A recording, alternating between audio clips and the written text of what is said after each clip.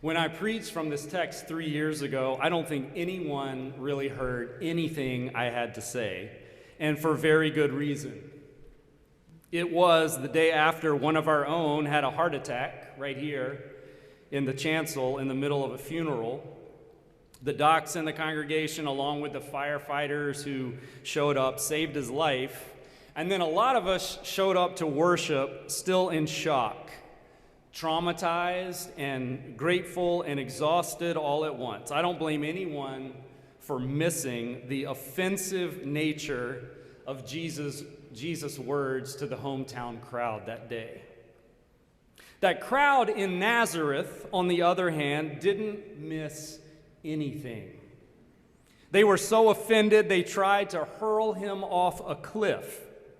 I used to think that what Jesus was saying from the Nazareth pulpit was good news for everybody, that God's grace extends way beyond the boundaries that we set, that God has a special place in their heart for the marginalized, represented by the widow of Zarephath, a Phoenician woman, the successors to the Canaanites, and by Naaman the Syrian, Israel's national enemy. God's grace reaches beyond the ethnic and religious bounds of Israel. Good news for everybody. I used to think that the message of the text was that the Jews in Nazareth just couldn't handle that kind of inclusivity, that the rage in Nazareth is from a bunch of ethnic insiders who hate outsiders. Those Jews in Nazareth just hated God's gracious love so much that they'd kill their own rather than accept it as reality. And I suppose that might be an acceptable interpretation as long as we don't forget that Jesus is a Jew arguing for inclusivity out of an ethic of inclusion much older than the Christian faith. It's not like Jesus invents the idea of inclusivity. I attended Shabbat services at Bolton Street Synagogue a week ago, just after Jews at a synagogue in Texas had survived being taken hostage by an armed white supremacist. That white supremacist had showed up in the synagogue posing as a homeless man looking for help, then turned on the worshipers during the prayer service. And do you know what the rabbi's sermon was that night? The ethic of preserving life is at the center of the Jewish faith, he says, but so is the ethic of showing hospitality to strangers, including any visitor who shows up at our synagogues, and we will continue to practice both. Modern progressive preachers like to imagine that Jesus was preaching to a bunch of comfortable insiders, disrupting their notions of entitlement, and that's certainly part of this message. But if that was Jesus' primary message that day, he would have stopped his preaching after reading from the scroll of Isaiah when the hometown crowd had been celebrating their connections to him. The Isaiah text celebrates unequivocally good news to the poor and healing for those whose disabilities would have marginalized them. It celebrates God's preferential treatment for the poor and the oppressed. No one in Nazareth seems offended by that. But Jesus' reading of that text implies that not all the poor who are deserving have received God's favor. Not all the oppressed who are deserving have received release. And even some who are not poor, not marginalized, and not oppressed by our own standards, including those of modern progressives, find healing for themselves by prophets in a kind of random way that offends our notions of who deserves what. There were many widows in Israel, he tells the crowd, and the prophet Elijah wasn't sent to any of them. There were many lepers in Israel, and the other prophet, Elisha, wasn't sent to any of them. It's not God's mercy to outsiders that is so offensive to the hometown congregation. It's Jesus' argument that God chooses a few outsiders over and above the faithful for healing and help. It's not the expansiveness of God's grace beyond the bounds extending help and healing that offends. It's God's selectivity of some over others, especially people we would agree are less deserving. I mean, the widow is an easy person to fit into our ideologies of who is deserving, but Naaman, the Syrian? Naaman is neither poor nor oppressed. He's a military official of one of Israel's national enemies. Honestly, I can understand the crowd's rage. I don't want any prophet making the case that God sends healing to those who don't deserve it, while those who are deserving get overlooked. I don't want any prophet making the case that one poor widow finds relief from her poverty while the great majority continue to go hungry. And I don't want any prophet making the case that the God of Israel is less inclusive or less powerful than I want to hear, especially during these times.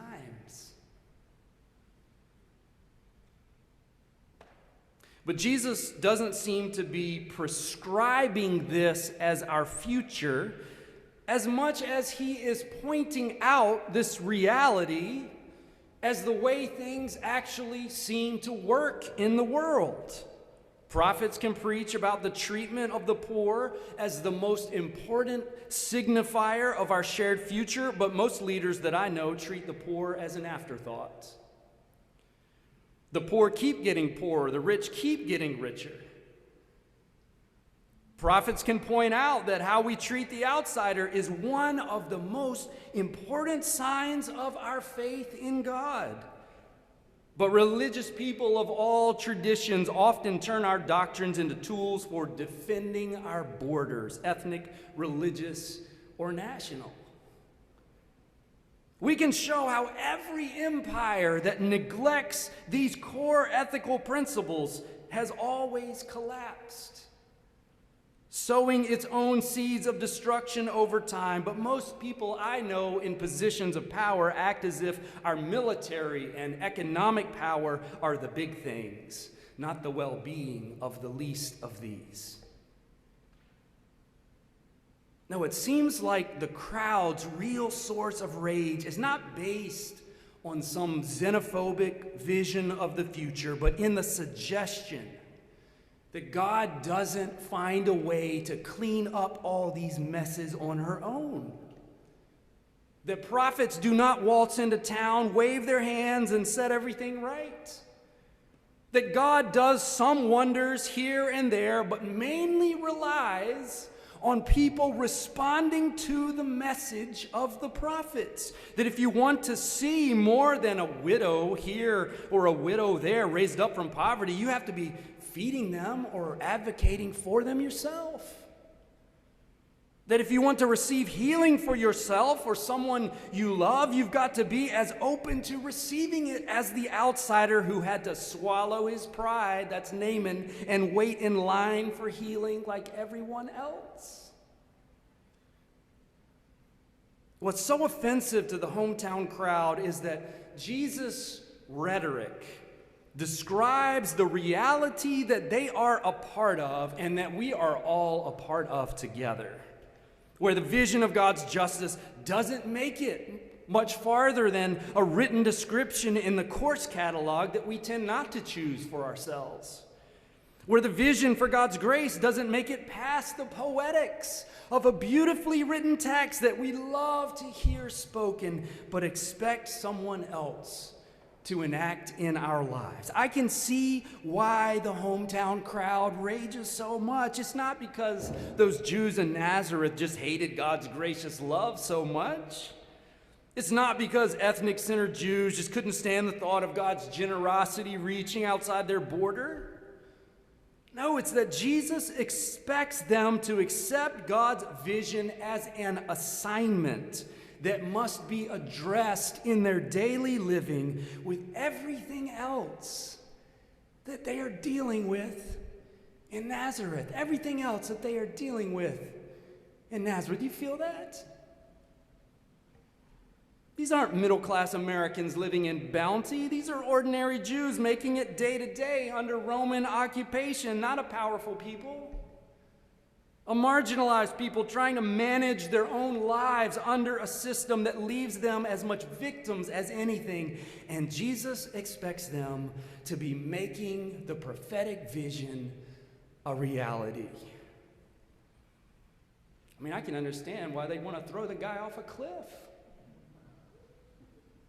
It was hard enough to deliver this message the day after we were all traumatized by the collapse of one of our own on a Saturday 3 years ago, but after the trauma of the last 3 years? George Floyd's death at the hands of police, launching a whole new wave of racial reckoning that hasn't made its way into most of our budgets or our policy making. An attempted coup in our nation. A global pandemic making it difficult to address much of anything. And Jesus wants us to make the prophet's vision a reality in our own lives. How are we supposed to do that with the political situation in as much of a stalemate as it is? How are we supposed to do that when a third of the country thinks the last election was stolen? The rage that I feel is the kind when a teacher tells her students to work harder when they're already burning the candle at both ends. The rage I feel is the kind I've seen from someone who did their best to keep from getting evicted but was told they didn't fill out the paperwork correctly. The rage I feel is the kind when some preacher tells you you're not working hard enough when you've got as much as you can manage on your plate.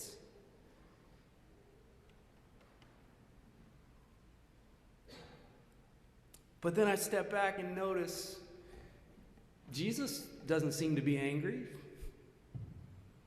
He's not really doing any moralizing. He's not even telling people to work harder. He's just pointing out the world as he sees it.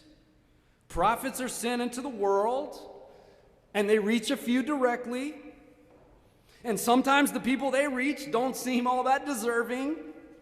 And we shouldn't be waiting for the actions of prophets to change our world. They've given us the message that we need to hear and the example that we need to follow. What's left is just for us to live it together.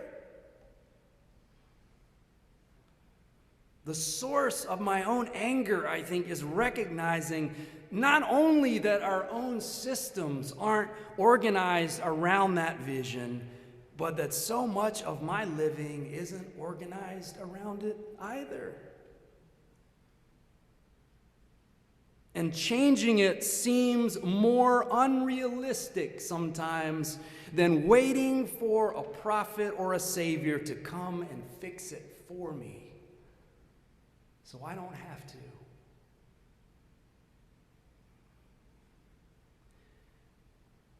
But you know, it only feels this way when I think about Jesus' message as a burden rather than as the path toward freedom that Isaiah promised for everyone. And that path, I think Jesus is saying, isn't always found by working harder, by doing more, by squeezing what little extra energy or time there is left in the day after I've done everything else. It is in reorganizing my living around the things that actually matter. That actually matter. And while a great number of people might be angered by that suggestion, others have found it to be the most liberating thing they have ever heard.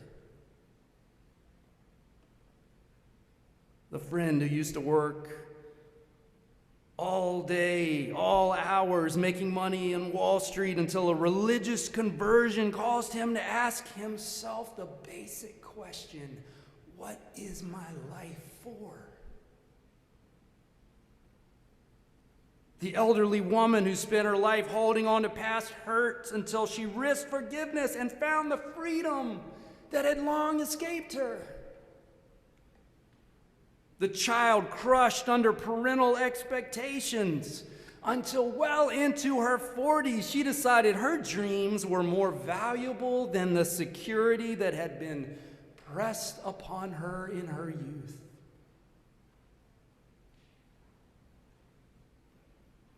Maybe what Jesus is saying is actually that we are, many of us, poorer than we actually imagine. That even those of us who think of ourselves as free are really captive to systems and ways of thinking that we've been born into.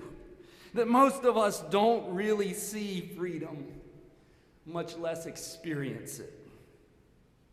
Yet it could be ours. It could be yours. If we would take the words of the prophets into our lives and let them change us. I believe that's what the church is for. Not another philanthropic agency. They're great, but we already have those. Not another think tank, not another club, not another television program to flip through until we find something or someone whose words we like. But a community bearing a message that could free us to experience love and share it, to announce hope and feel it in our bones, to change systems and be changed ourselves into a community where life is experienced in the fullness of its many graces, so that you or I don't get to the end and wake up afraid that we missed all the healing and the hope and the good news that so many prophets have come bearing, but that we embrace it not as one more thing to hold amid all our trauma, but as the one thing that might bring us through it to abundant life, abundant living for everyone.